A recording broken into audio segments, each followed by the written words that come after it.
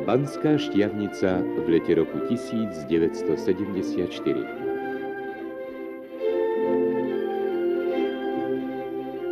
Pri príležitosti osláv 25. výročia dokončenia stavby trate mládeže sa tu stretli dve generácie.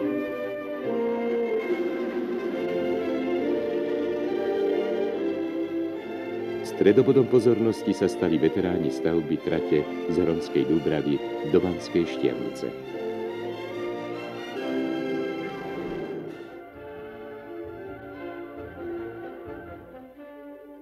Dostali sa do dejín nášho mládežníckeho hnutia známi i neznámi brigádnici trate mládeže.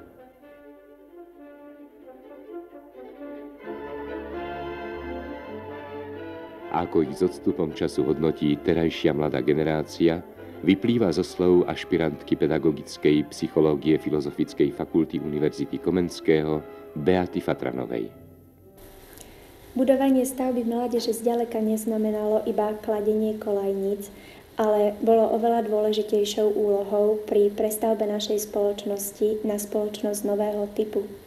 Toto si veľmi dobre uvedomovali aj organizátori celej tejto ohromnej akcie a využili obrovské sústredenie mládeže z radov robotníckych, roľníckych a aj študentov na to, aby pomáhali ideovo pretvoriť celú našu spoločnosť.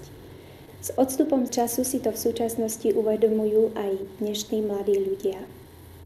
Pokiaľ som mala možnosť stretnúť sa so staršími účastníkmi trati mládeže, dozvedela som sa, že morálka bola na pomerne veľmi vysokej úrovni. Čo osobne si cením ja a uznávam, bolo odstránenie alkoholizmu. Na trati mládeže sa nelamali len rekordy, pokiaľ mi je známe, mládež sa venovala aj umeleckej činnosti. Vznikol tam aj známy súbor Lučnica. Vtedy si mladí ľudia uvedomovali svoju príslušnosť k socialistickému štátu a učili sa socialisticky žiť, socialisticky pracovať.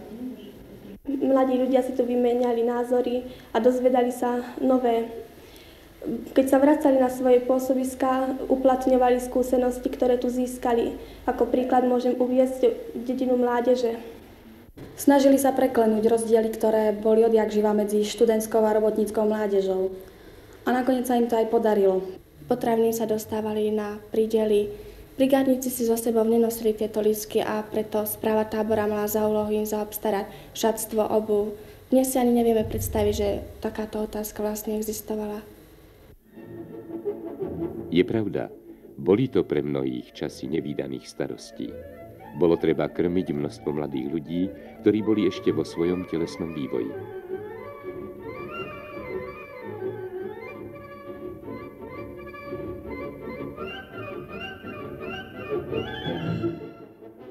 Zocelení brigádníci sústavne prekonávali normy. V tvrdej práci vyrastali prví úderníci a hrdinovia socialistickej práce. Tento vlak je jubilejný.